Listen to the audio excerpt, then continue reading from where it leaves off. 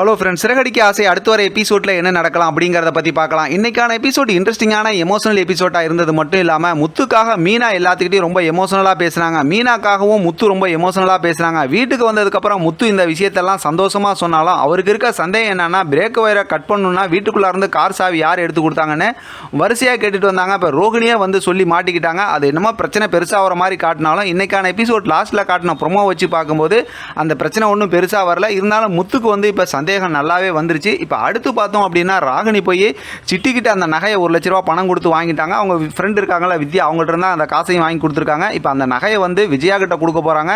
விஜயா வந்து அந்த நகையை போட்டுட்டு வெளியில் போகும்போது வரும்போது கரெக்டாக போலீஸில் மாட்ட போகிறாங்க. ஏன்னா அது திருட்டு நகைங்கிறது தான் நமக்கெல்லாம் ஏற்கனவே கதை தெரியும் தொடர்ந்து பார்க்குறவங்களுக்கு.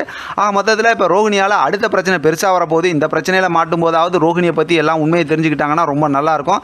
இப்போ அடுத்து கதைக்கு வந்தோம் அப்படின்னா, இப்போ அடுத்து யாரை முன்னாடி வச்சு கதையை கொண்டு வர போகிறாங்க? முருகன் வித்யா அவங்களோட கல்யாணம் நடக்க போது அதுவா, அல்லது பார்த்தோம்னா அருண் சீதாவோட கல்யாணத்தை சம்மந்தமாக இப்போ வீட்டில் பேச போகிறாங்க. ஏன்னா ஏற்கனவே பார்த்தோம் அப்படின்னா சீதா அருண்கிட்ட எங்கள் மாமா அப்படி இப்படின்னு சொல்லி முத்துவை பற்றி ரொம்பவுமே பெருமையாக சொல்லி வச்சுருக்காங்க. இப்போ இவர் தான் அவங்க மாமாவா அப்படிங்கும்போது இப்போ அருண் வந்து என்ன நினைக்க போகிறாரு? அப்படி இல்லாட்டி அருணோட அம்மாவுக்கு ஏதாவது பெரிய பிரச்சனை வந்து அதை வந்து முத்து காப்பாற்றுறதுனால இப்போ அருணுக்கு வந்து அதாவது முத்து மேலே வந்து ரொம்ப பெரிய பாசம் வரப்போகுது, அதாவது முத்து மேலே வந்து ஒரு பெரிய மரியாதை வரப்போதோ அப்படிங்கிற மாதிரி தான் யோசிக்க தோணுது. ஏன்னா இப்போ அவங்க அம்மா வந்து முத்துவோட கேரக்டர் இன்னும் பார்க்காம இருக்காங்கல்ல, அதனால் முத்து வந்து அவங்க அம்மாவை ரொம்பவுமே காப்பாற்றுற மாதிரி ஒரு சுச்சுவேஷன் கொண்டு வரும்போது ஏதோ ஒரு பெரிய நல்ல விஷயம் நடக்கும் அப்படிங்கிற மாதிரி நம்ம யோசிக்கலாம். ஏன்னா இது ஒரு கூட்டு குடும்பத்தில் நடக்கிற விஷயத்த எமோஷனல் கனெக்டோட தானே ஸ்டோரியை கொண்டு போகிறாங்க, அப்படிலாம் நம்ம யோசிக்கலாம். அடுத்து மனோஜ் ரோகிணியோட பிரச்சனை தான் தெரிஞ்ச விஷயம்.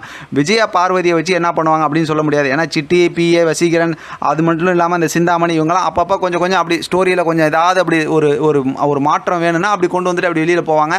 அதனால் மெயின் ஸ்டோரி அப்படின்னு யோசிச்சு பார்த்தோம் அப்படின்னாக்கா அடுத்து வந்து கண்டிப்பாக இப்போ சீதா, அதாவது அருண் போலீஸ் சீதா அவங்களோட கல்யாண விஷயத்தை கொண்டு வருவாங்க. அப்படி இல்லாட்டி பார்த்தோம் அப்படின்னாக்கா வித்யாவோட கல்யாணம் அந்த விஷயத்தை ஏதாவது கொண்டு வருவாங்களோ அப்படிங்கிற மாதிரி யோசிக்க தோணுது. எது எப்படி பார்த்தாலும் ஒரு கூட்டு குடும்பத்தில் நடக்கிற கதையை ரொம்ப யதார்த்தமாகவும் ரொம்ப எமோஷனலாகவும் இன்ட்ரெஸ்டிங்காகவும் கொண்டு போய்கிட்டு இருக்காங்க. பார்க்கலாம் அடுத்து எப்படி சுவாரஸ்யமாக கதையை கொண்டு போகிறாங்க அப்படின்னும். இது சம்மந்தமாக அடுத்து வர ப்ரோமோ வச்சு தொடர்ந்து நம்ம இது கதை எப்படி போகுதுங்கிறது பேசலாம். இதை பற்றின உங்களோட கருத்து கமெண்ட் பாக்ஸில் தெரியப்படுத்துங்க. தொடர்ந்து ஆதரவு கொடுங்க. தேங்க்யூ ஃப்ரெண்ட், தேங்க்ஸ் ஃபார் வாட்சிங்.